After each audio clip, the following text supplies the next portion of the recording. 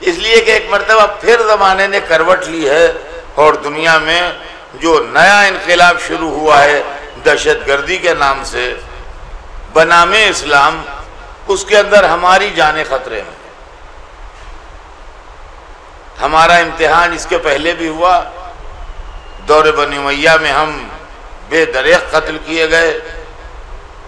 دور بنی عباس میں قتل کیے گئے،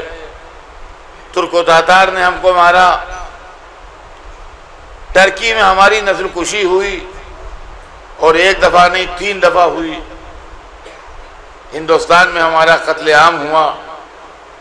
یہ تمام واقعات تاریخ کے اندر محفوظ تھے جو ہم پڑھا کرتے تھے، لیکن ادھر چند 100 برس سے حالات اتنے زیادہ خراب ہماری ملت کے واسطے نہیں تھے، لیکن اچانک حالات نے کروٹ بدلی اور تنظیمیں بننا شروع ہوئیں اور تحریکیں اٹھنا شروع ہوئیں، اور ہر تنظیم اور ہر تحریک میں ہم ٹارگٹ بنائے گئے، چاہے وہ لشکر جنگی بنایا گیا ہو، چاہے وہ سپاہ صحابہ بنائی گئی ہو، چاہے وہ سواد اعظم کے نام سے کوئی تنظیم بنی ہو، چاہے طالبان ہوں، چاہے آج جو حکومت اسلامی داعش کے نام سے چل رہی ہے یہ ہو، اور وہ باتیں جو ہم نے تاریخ میں پڑھی تھیں وہ اپنی آنکھوں سے دیکھیں۔ مسجدوں میں لوگوں کو قتل کر دیتے تھے، آج اخباروں ٹی وی پہ آ رہا ہے۔ بے گناہ لوگوں کا خون بہاتے تھے، آج دنیا بھر پر ظاہر ہے۔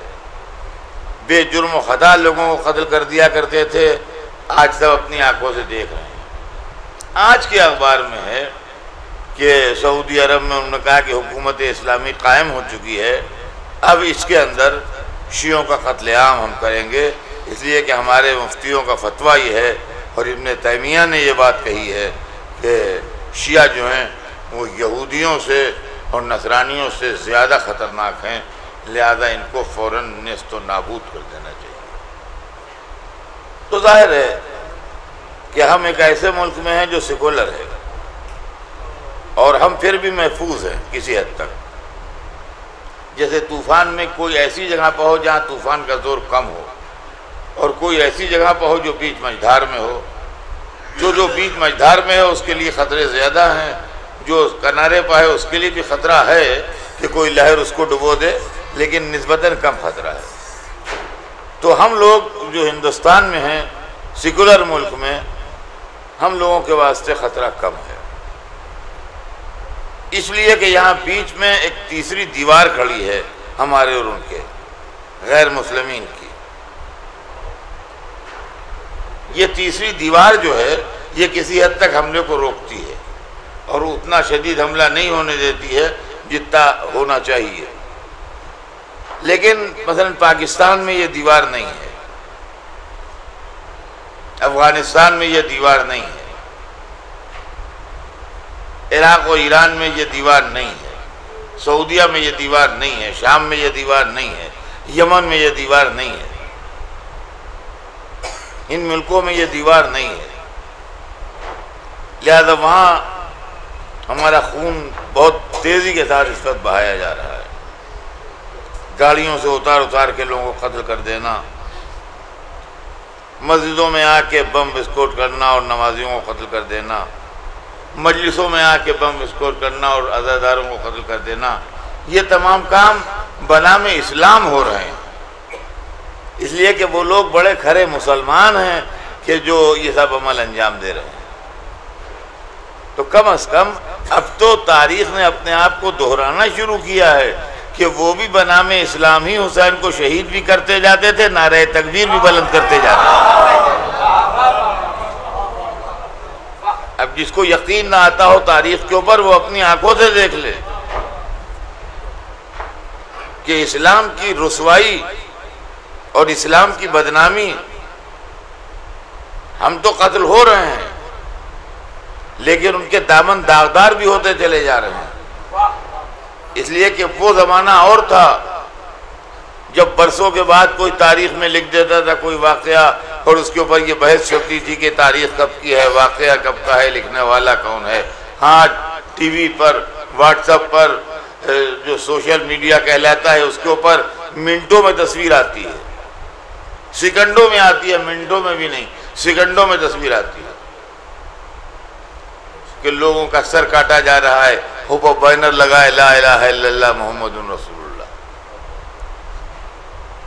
تو اسلام کی کون سی تصویر جا رہی ہے دنیا کے سامنے کہ مسلمان یہی ہیں جو بے گناہوں کے سر قلم کرتے ہیں، مسلمان یہی ہیں جو انسانوں کو گولیوں سے چھلنی کرتے ہیں، مسلمانوں کا یہی کردار ہے۔ اب اگر غیر کہتے ہیں کہ مسلمان دہشت گرد ہیں تو علماء اسلام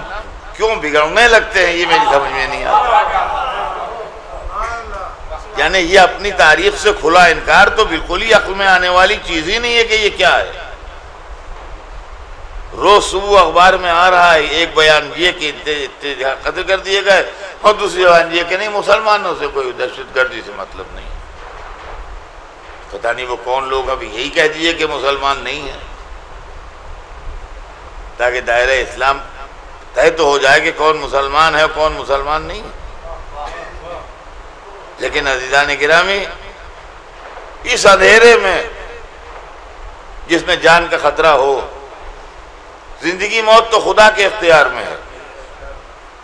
اور ایک آدمی اچھا خاصا بھی بیٹھے بیٹھے مر جاتا ہے، راستہ چلتے چلتے روڈ ایکسیڈنٹ میں مر جاتا ہے،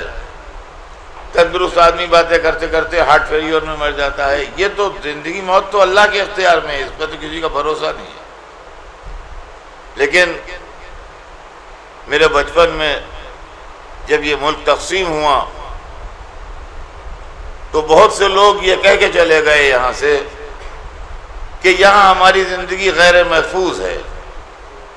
ہم اسلامی دیش میں جا رہے ہیں جہاں ہماری زندگی محفوظ رہے گی۔ وہ جن کو اپنا دشمن سمجھ کے گئے انہوں نے وہ نہ کیا جن کو اپنا دوست سمجھ کے گئے تھے جو ان کے ساتھ حرکت کرے، جن کو اپنا دوست سمجھ کے گئے تھے انہوں نے جو کام کیا وہ دشمنوں نے نہیں کیا۔ تو عزیزان گرامی،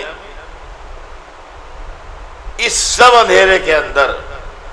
اور اس گھور تاریکی کے اندر ہمارے پاس امید کی ایک کرن ہے، اور وہ امید کی کرن جو ہے وہ ہم کو زندہ رکھے ہوئے ہے اور ہمارے سلسلے کو آگے بڑھا رہی ہے کہ گھبرانا نہیں۔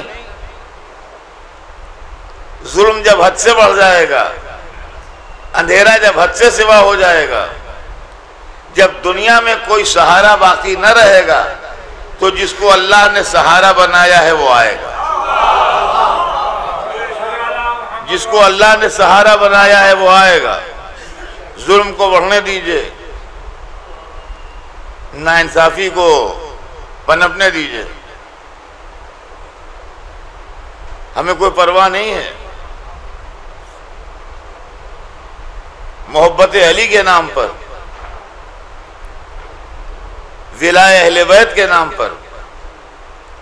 ولایت حیدر کرار کے اقرار کے نام پر، امام آخر کے وجود کے یقین کے نام پر،